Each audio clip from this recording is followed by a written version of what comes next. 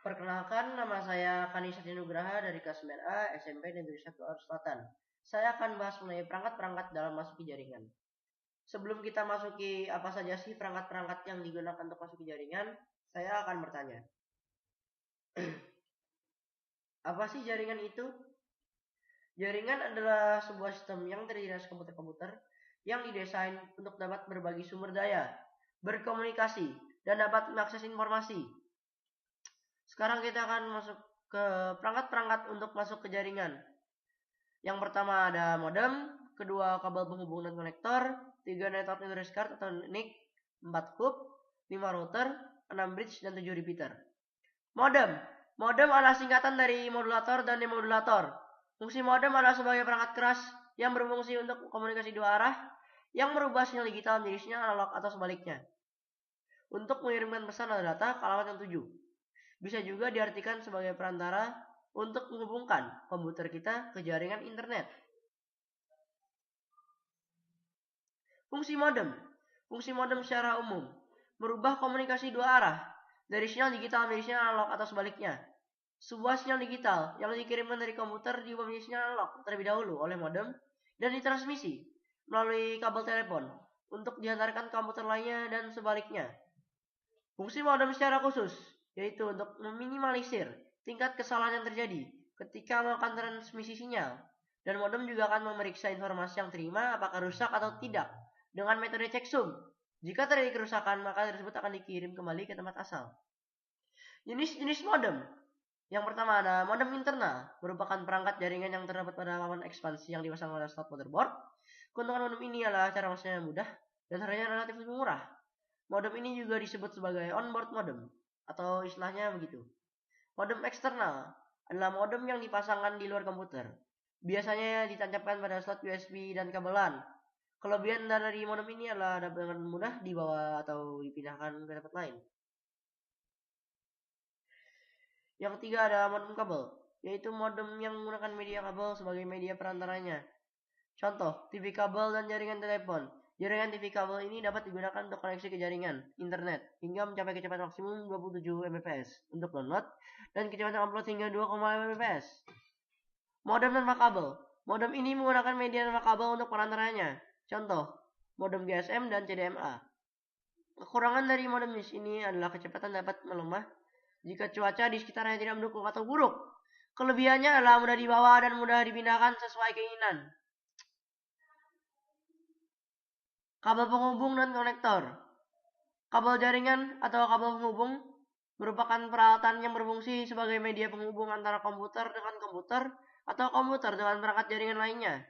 Konektor adalah alat yang menghubungkan kabel dengan network adapter. Macam-macam kabel penghubung dan konektor. Kabel UTP, Unshielded Twisted Pair, sesuai namanya, yaitu Unshielded Twisted Pair, berarti kabel pasangan yang berpilin atau terbelit tanpa pelindung. Fungsi dari lilitan ini adalah sebagai eliminasi terhadap induksi dan kebocoran. Yang kedua ada kabel STP. Kabel STP atau Shielded Twisted Pair merupakan bagian dari kabel tembaga yang memiliki dua pembungkus pada masing-masing kabelnya.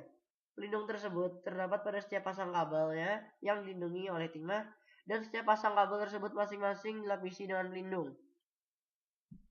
Kabel koaksial, jenis kabel yang menggunakan dua buah konduktor.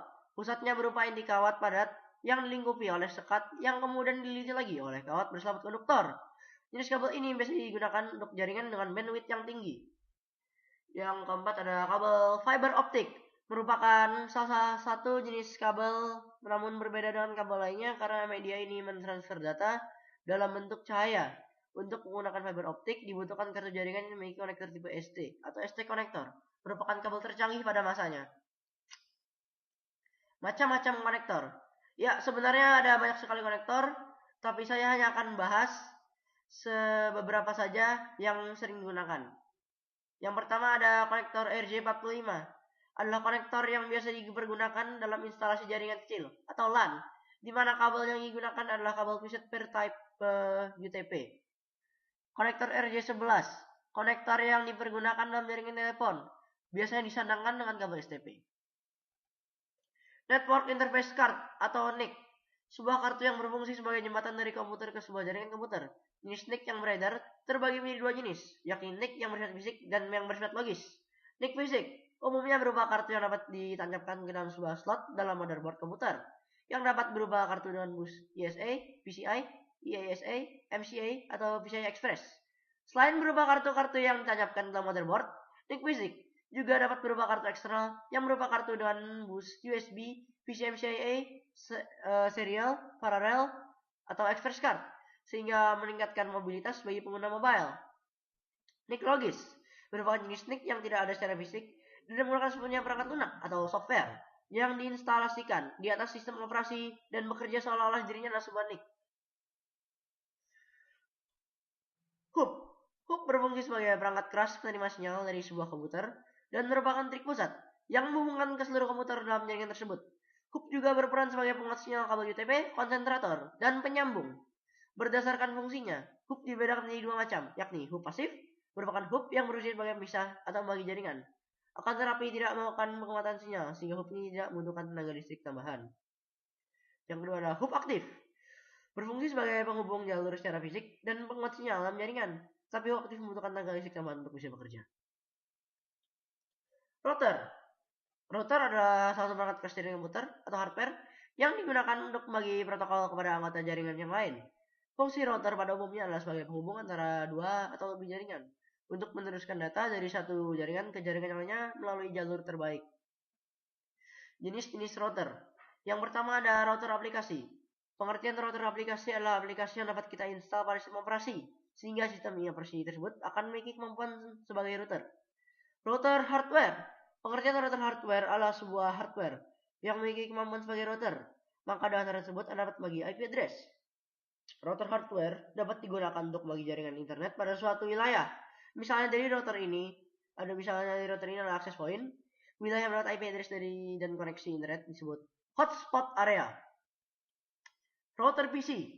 Pengertian dari dan fungsi router PC adalah sebuah komputer yang dimodifikasi sedemikian rupa sehingga dapat digunakan sebagai router. Untuk membuat sebuah router PC tidak harus menggunakan komputer dengan spesifik yang tinggi.